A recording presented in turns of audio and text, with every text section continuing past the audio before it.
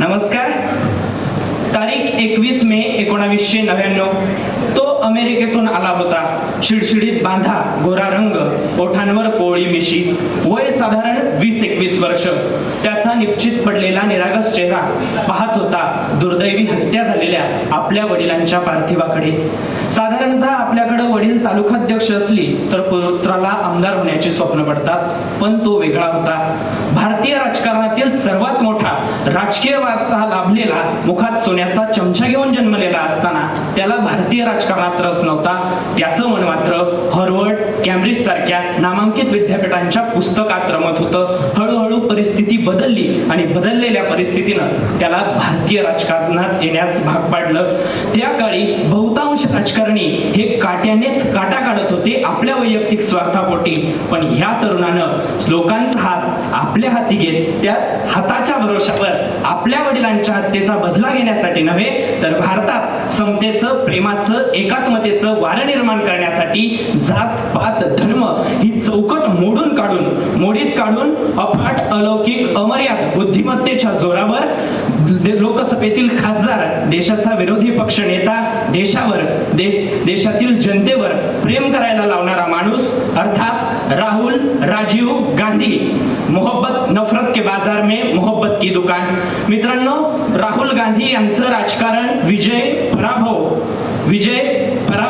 त्यांचे राजकीय मतभेद, भूतकाळ, भविष्यकाळ या सगळ्या गोष्टी तात्पुरत्या बाजूला ठेवून आयोजकांनी मला विषय दिलेला होता की राहुल गांधी नफरत के बाजार में मोहब्बत की दुकान, म्हणजे राहुल गांधी यांच्या मनातला तुमच्या माझ्यासारखा सोज्वळ, प्रेमळ, सात्विक माणूस मांडणं म्हणजे विषयाला न्याय देणं असं मला वाटतं. राहुल गांधींना बऱ्याच वेळा हिणवलं गेलं, त्यांचं हसू करण्यात आलं, सोशल मीडियावर जाणीवपूर्वक त्यांच्या विरोधात नकारात्मकतेचं जाळं पसरवण्यात आलं, पण या सगळ्यांना त्या माणसानं त्याच्या प्रेमळ स्वभावाने उत्तर दिलं. अगर आपके दिल में मेरे लिए नफरत है, आपके दिल में मेरे लिए गुस्सा है, आपके लिए चाहे मैं पप्पू हूँ, मगर मेरे दिल में आपके खिलाफ इतना सा भी गुस्सा, इतना सा भी क्रोध, इतनी सी भी नफरत नहीं. आणि त्यानंतर त्यांनी सन्मानपूर्वक घेतलेली पंतप्रधानांची गळाभेट असेल त्या माणसाच्या त्या विधानानं सिद्ध केलं, अखंड देशानं मान्य केलं की राहुल गांधी नफरत के बाजार में मोहब्बत की दुकान.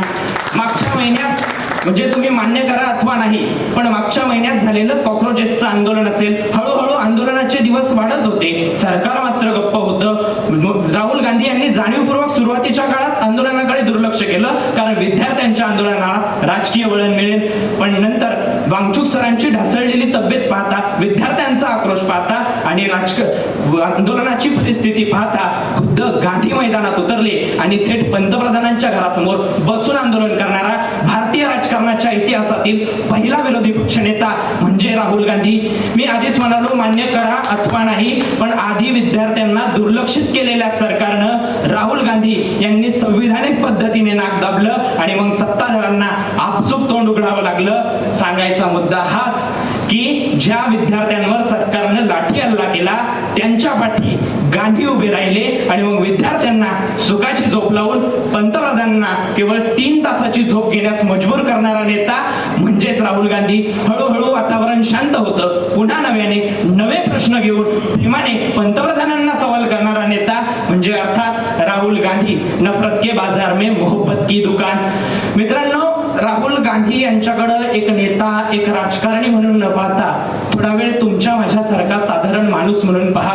वयाच्या 14व्या वर्षी त्यांना समजतं की आपली पंतप्रधान असलेल्या आजींची दुर्दैवी हत्या होते. वयाच्या 21व्या वर्षी त्यांना समजतं की आपल्या पंतप्रधान असलेल्या वडिलांची हत्या होते. म्हणजे ज्या माणसावर आपण जीवापाड प्रेम करतो अशा माणसांची स्वतंत्र लोकशाही असलेल्या देशात हत्या होते. माफ करा, त्यांच्याऐवजी जर तुम्ही मी असतो तर भावनेचा उद्रेक झाला असता, संतापाची लाट उसळली असती. पण आज 30-35 वर्षानंतर देखील त्या माणसाच्या मनात संयम आहे, प्रेम आहे.